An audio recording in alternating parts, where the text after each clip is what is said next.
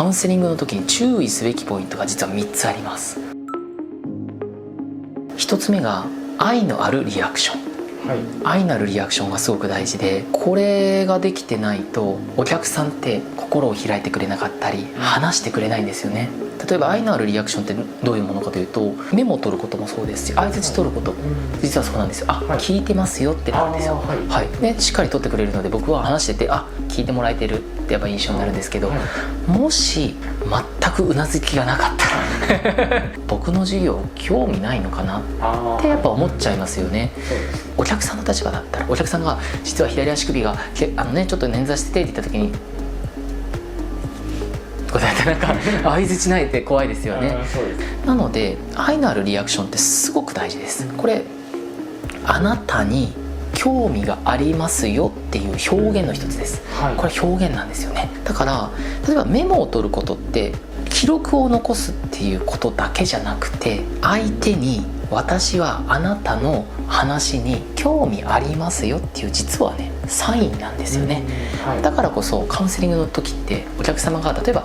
今日ジム帰りに来ましたって言われた時にそうなんですねじゃなくてジム帰りに来たんですね、なるほどありがとうございますって、お体の状態どうですかって、肩がですね、肩そうなんですねって言って、このメモを取ってるのってもちろん記録に残しやすくするっていうのもあるんですけど、あなたの話興味ありますよっていうリアクションなんですよ。これは愛のあるリアクション、なのですごく大事になってきます。これが、1つ目のポイントですね。メモを取ったりうなずいたりすること。2つ目のポイントがポジショニングです。ポジショニングをミスると、特に男性セラピストはお客さんに圧迫感を与えてしまいます。例えば僕がここで授業をしたらなるほどちょっと圧迫感ありますよね。真正面っていうのは避けないとダメなんですよ。カウンセリングする時はちょっとこう外すっていうので、ポジショニングがとても大事です。真正面を避けるってことですね。あとはこれちょっと心理学でもね後ほど出てきますけど、パーソナルスペース。自分の個の距離っていうのがあって、だいたい手を伸ばした距離感、ここに入られると人って不快感を示してしまう。近いなって思ってしまいます。なので正面を避けてパーソナルスペース、お客様の手の届く距離には入らない、あとは目線の高さお客様より下、これが、基本的なポジショニングです。これがファーストコミュニケーションの大事な2つ目のポイント。そして3つ目は笑顔の仕組みです。ここのコミュニケーションで笑顔がなかったら何が起きるかというと、お客様退店するまでセラピストの笑顔が見れません。施術中って笑顔見れないですよね。声のトーンとか分かりますけど、